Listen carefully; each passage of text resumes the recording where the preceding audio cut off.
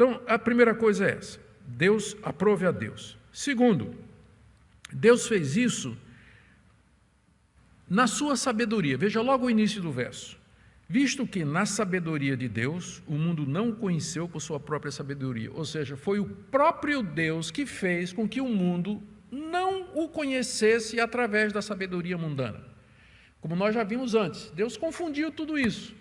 Dá inteligência para o homem, mas no que diz respeito às coisas espirituais, o homem anda às cegas, ele anda tateando, ele não tem um conhecimento de Deus. Por isso que vem com essas ideias absurdas, né, da origem do mundo, da existência de Deus, da moralidade. O homem está absolutamente perdido. O termo já foi definido no início. Eles estão caminhando para a perdição. Já foi definido no início. Então, quem foi que fez isso? Resposta: o próprio Deus. Na sua sabedoria, Deus resolveu que o homem não se salvaria pela sua própria sabedoria, quer dizer, pela sabedoria humana. Mas Deus achou por bem salvar os que creem por meio da loucura da pregação. Ou seja, só há um caminho pelo qual os que se perdem podem ser salvos. É se eles crerem na loucura da pregação. Aqui pode ser traduzido como a pregação da loucura que é a cruz. A loucura da pregação, de fato, a pregação, nós parecemos loucos, né, para o mundo. E como se só o fato de nós já pregarmos a cruz já não fosse motivo suficiente para o mundo nos achar louco, a gente ainda acaba dando mais motivo ainda, né? Os evangélicos acabam sempre descobrindo maneira para o mundo chamar a gente de mais doido ainda. Se a gente não fizesse nada, só pregasse a cruz, o mundo já chamava a gente de doido. Mas, né, a gente acaba sempre dando motivo para o mundo chamar a gente de doido. Aí a gente planta bananeira, faz pirueta no culto, né, fica todo mundo, né, aqueles cenários bizarros que aparecem na televisão de determinado pastor subindo em pau de sebo durante o culto. E aí depois a gente vai dizer que está sendo perseguido. A gente está sendo perseguido, a gente está dando um pau para essa turma bater na gente. Se a gente não fizer nada, eles já vão chamar a gente de doido. Imagine com toda essa motivação que a gente está dando aí, com essas loucuras dos evangélicos aí. A própria mensagem da cruz já é loucura. E é o que Deus escolheu para salvar. A pregação, ou o ensino, a mensagem de Jesus Cristo pendurado na cruz. Não há outro caminho. Todas as pesquisas que o homem fizer na natureza, na religião, na filosofia, na sociologia, nas artes, na cultura, na história, todas as pesquisas que ele fizer, por mais que ele investigue a natureza do mundo, seu funcionamento, ele vai adquirir muito conhecimento acerca do mundo e de si mesmo, mas ele nunca vai descobrir que o caminho da salvação é mediante a fé naquele carpinteiro pendurado na cruz sob o poder de Pôncio Pilatos. Aquele evento passou despercebido, aconteceu 2000 anos atrás, muita gente era crucificada, aliás, ele foi crucificado no meio de outros dois, não havia nada de muito espetacular na sua morte. Mas aquele fato simples que passou meio que batido da história, há poucas referências fora da literatura cristã a respeito da crucificação de Jesus Cristo. Esse fato que passou batido para os grandes historiadores, para os grandes sábios, é o centro da história. É o clímax da história, a plenitude dos tempos. É o ato final e decisivo de Deus para a redenção da humanidade. E é a loucura da pregação. E é mediante a fé nisso que nós somos salvos. Não é por suas obras, não é por sua religião, não é por nada que você inventou. Ficou claro aqui, né? Deus viu por bem. É Ele que estabeleceu os termos. É dele que vem a redenção. É dele que veio essa iniciativa. Esse é o caminho. E agora, se o caminho é esse, Paulo diz no verso 22 a 24, a pregação fica definida e determinada por ele. Ou seja, o caminho que Deus escolheu para a pregação, para a salvação, determina o tipo de pregação, como ele diz aqui. Verso 22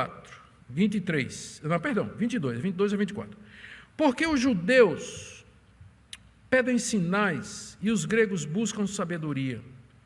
Mas nós pregamos o Cristo crucificado, escândalo para os judeus e loucura para os gentios. Mas para os que foram chamados, tanto judeus como gregos, Cristo é o poder de Deus e a sabedoria de Deus.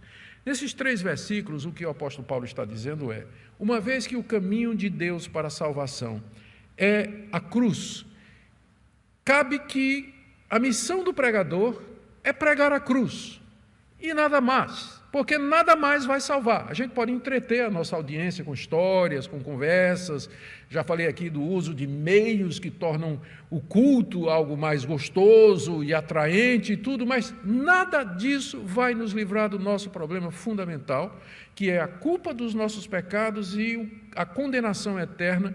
Estamos caminhando, nos perdendo, a menos que alguma coisa aconteça. E essa alguma coisa acontece através de um tipo de pregação, que é a pregação da cruz, como Paulo vai dizer aqui. Ele não ia atender às demandas do povo da época. Ele diz aqui que os judeus pedem sinais. De fato, quando Cristo estava no meio dos judeus, os judeus várias vezes disseram assim: faz um milagre para que fique claro que você é o Messias, o Filho de Deus. E qual foi a resposta de Jesus? Só vai ser dado um milagre para vocês, só vai ser dado um sinal para vocês, que é o sinal do profeta Jonas. Assim como Jonas esteve 3 dias e 3 noites no ventre do peixe, assim também o Filho do Homem vai estar 3 dias e 3 noites no ventre da terra e depois ressuscitará. É o único sinal que eu vou dar para vocês. Cristo não fez milagres para atender ao desejo do povo, porque os judeus queriam: faça milagre, você não é o Cristo? Se isso fosse nos dias de hoje, né? Não faltava quem não fizesse milagre para atender a multidão, porque a multidão quer milagre ou não quer? Claro. Por que vocês acham que elas enchem essas igrejas? Elas querem milagres, querem ver sinais e prodígios. E Jesus disse: não, porque vocês estão pedindo pelo motivo errado, vocês estão pedindo a coisa errada, vocês deviam estar pedindo outra coisa, porque tem coisa mais importante do que ver sinais e prodígios. Os judeus pedem milagres, e porque não viram, eles crucificaram Jesus, rejeitaram a Cristo. Enquanto isso, os não-judeus, os gregos, verso 22, eles buscam sabedoria, ou seja, eles querem ser convencidos por meio de argumentos persuasivos de que Jesus Cristo é o Filho de Deus. E Paulo viu que isso não funciona. Pouco tempo antes dele chegar em Corinto, ele esteve em Atenas, que era a capital da cultura grega da época.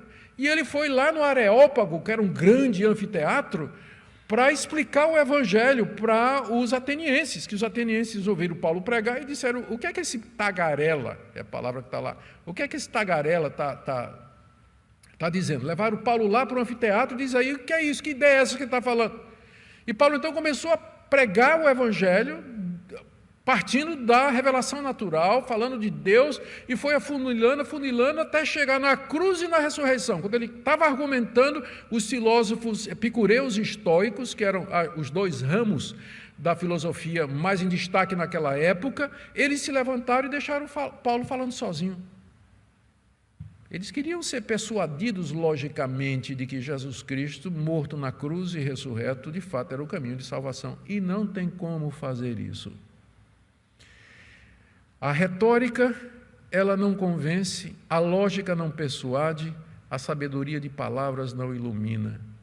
É só o poder do Evangelho, o poder do Espírito Santo através da mensagem da cruz. Paulo teve essa experiência lá, diante dos filósofos. Não adianta se argumentar com eles.